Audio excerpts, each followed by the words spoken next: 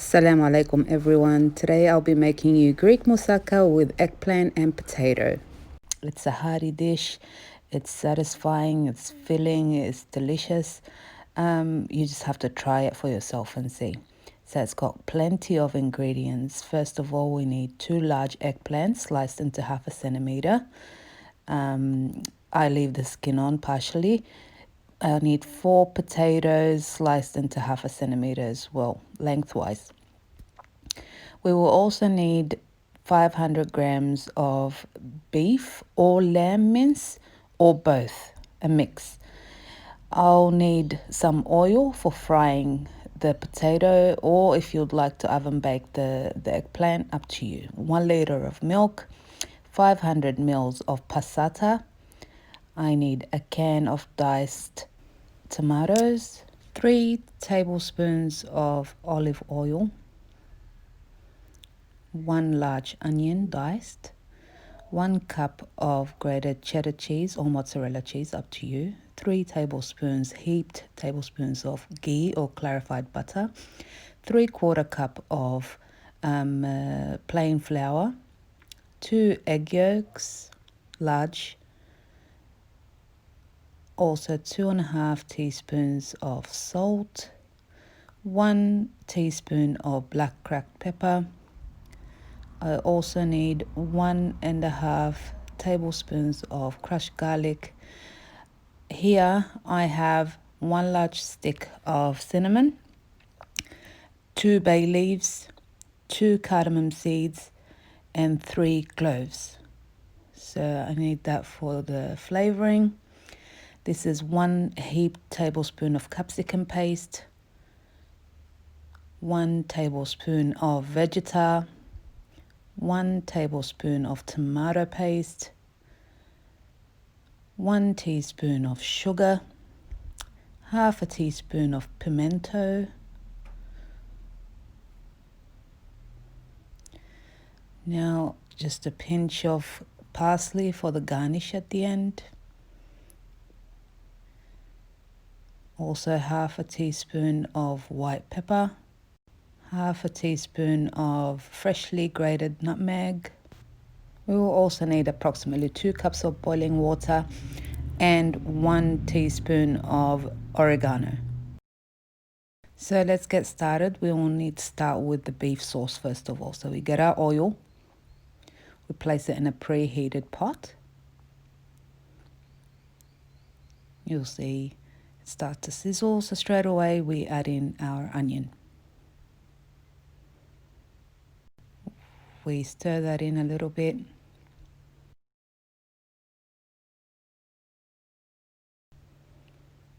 And then we add our garlic. Stir it in.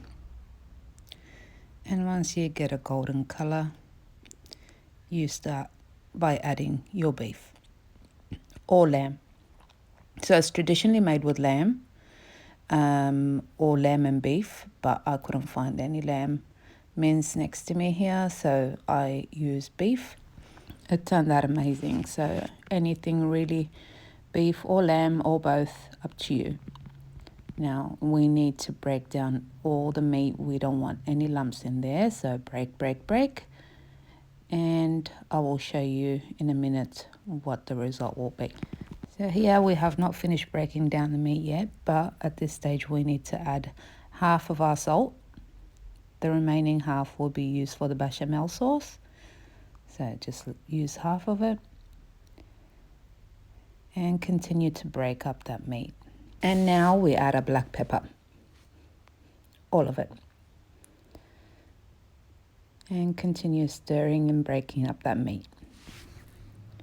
So the next stage is the pimento. We add that in.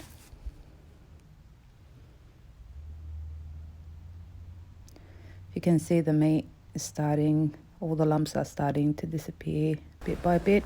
Now we add our capsicum paste and we mix it in. The capsicum paste is not traditional to moussaka. However, it's a personal choice of mine, which I love the addition.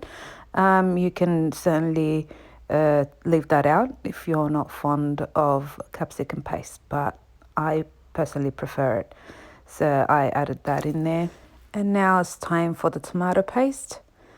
I hope you're a better aim than I am. That's what you get when you use one hand for videotaping and the other hand for cooking. So just stir it in.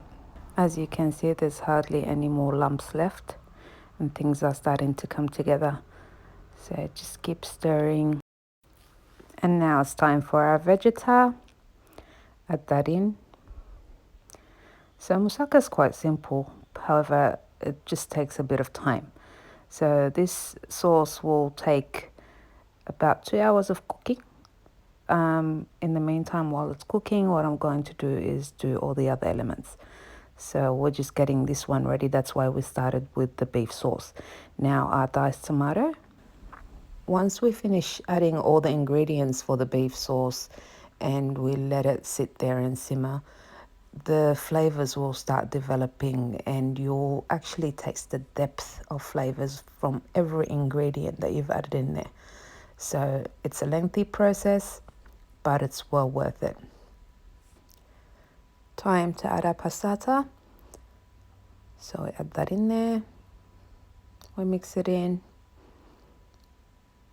And this sauce is quite versatile. You can use it for quite a lot of things apart from the moussaka, spaghetti bolognese. You can also use it for bakes, different kinds of bakes really. Now our 2 cups of water, boiling water. So at this stage we are almost done. There's just a few more ingredients to add. We need our cinnamon stick, bay leaves, cardamom seeds and cloves. We put them in there and we mix them in. So keep mixing and then we will add our sugar.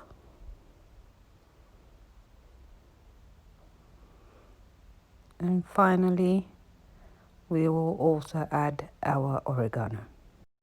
Now at this stage, we've been cooking it for almost half an hour. So what we'll do is we'll cover it with a lid and reduce the heat and let it simmer for another hour and a half. We will continue to check on it regularly and stir it.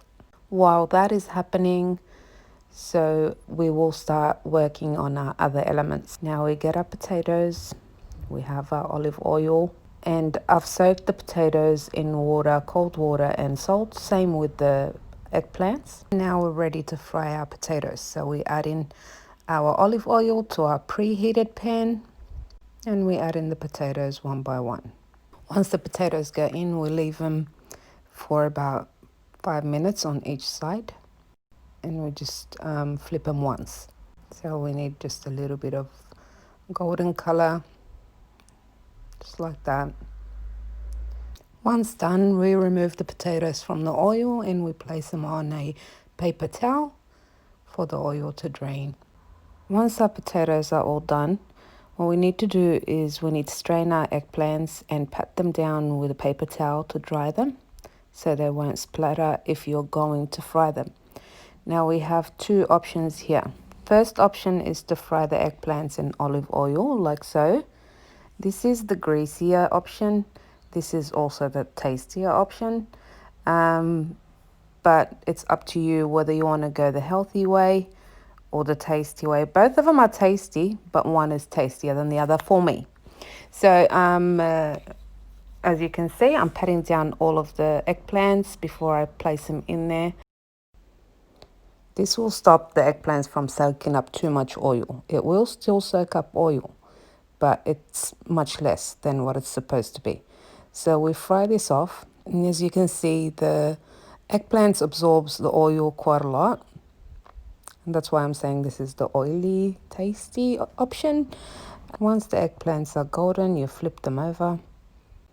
And when they're done, you remove them from the oil. And same with the potatoes, you place them on paper towels. I will also show you the other option, which is the less oily option.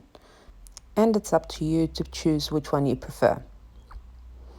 This is the other option. Now we can cut the eggplant, place them on some baking paper, spray them with extra virgin olive oil and place them in the oven.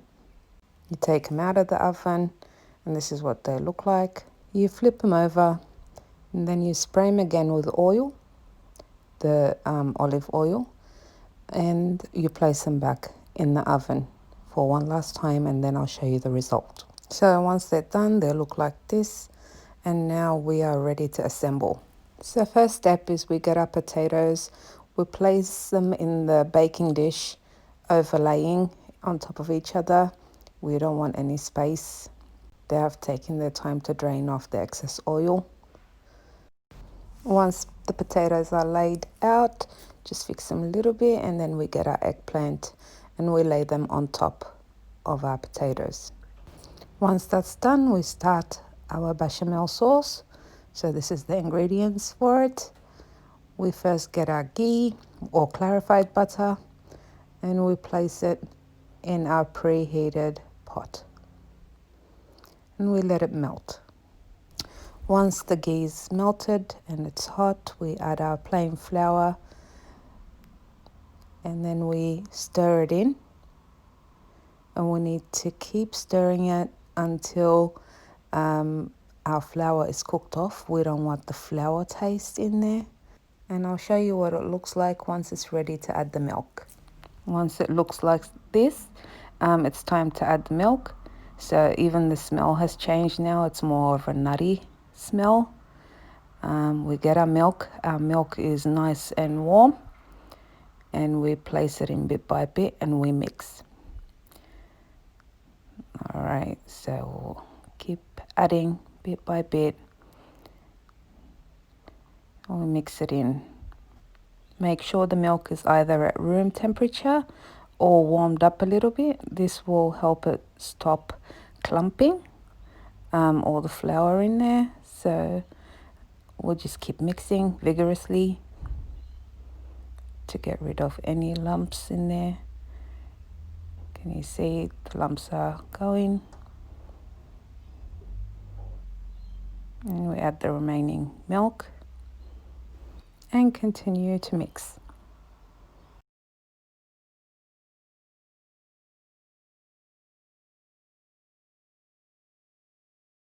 Make sure that you scrape down all the sides and continue mixing vigorously. If you can see, there's no more lumps, and it's already starting to thicken up a little bit. Now at this stage we add our salt. We also add our white pepper. We add our nutmeg, and we mix in. You see how it's thickening?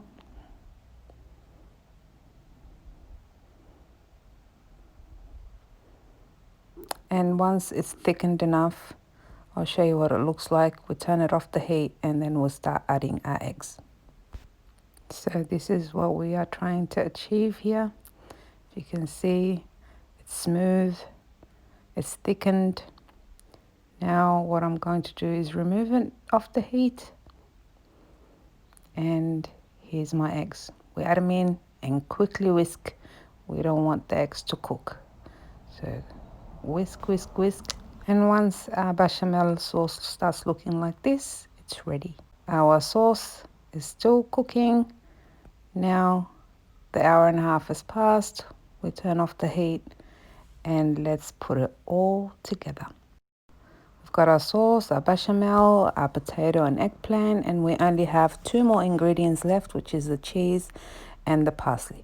Now we get a paper towel, and if you have used the frying option, now is the time to use that paper towel. So press down. This will do 2 things. First of all, it'll even out the layers, and second of all, it'll remove any excess oil from the eggplant and potatoes. So we just press it down.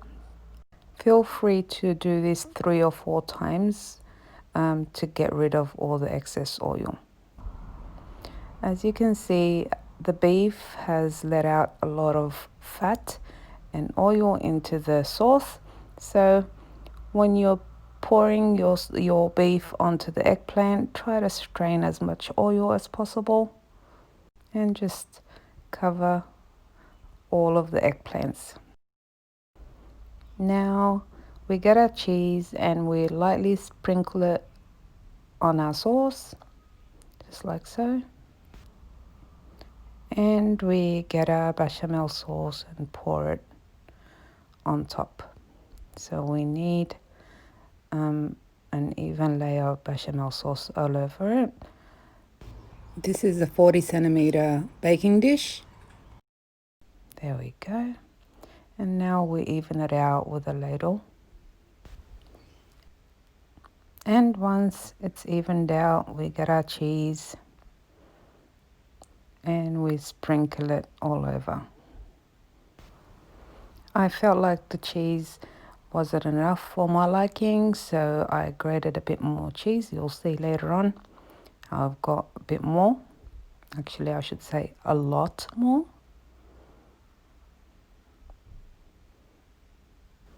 But it's up to you. You can put extra, you can put less. You can leave the cheese out completely. Up to you. Whatever you prefer. Now what we need to do is we take our tray and place it in an oven on 180 degrees Celsius until the top is golden. Yum. Now we garnish with our parsley, and look at that. How gorgeous can a dish get?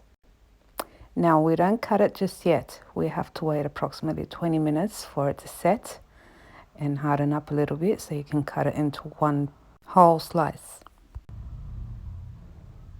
So there you go. All done. I will cut it and I'll show you what it looks like after I've cut through it. We'll see you in 20 minutes. So we cut it through. I'll show you a couple of pieces. There you go. The cheese is still stretchy. This is another piece. Look at that. Just amazing. Watch the background now. My husband. Look at his plate. You'll see it. There it is. He's asking for more. And why wouldn't you? It was just delicious. I really hope you guys try this.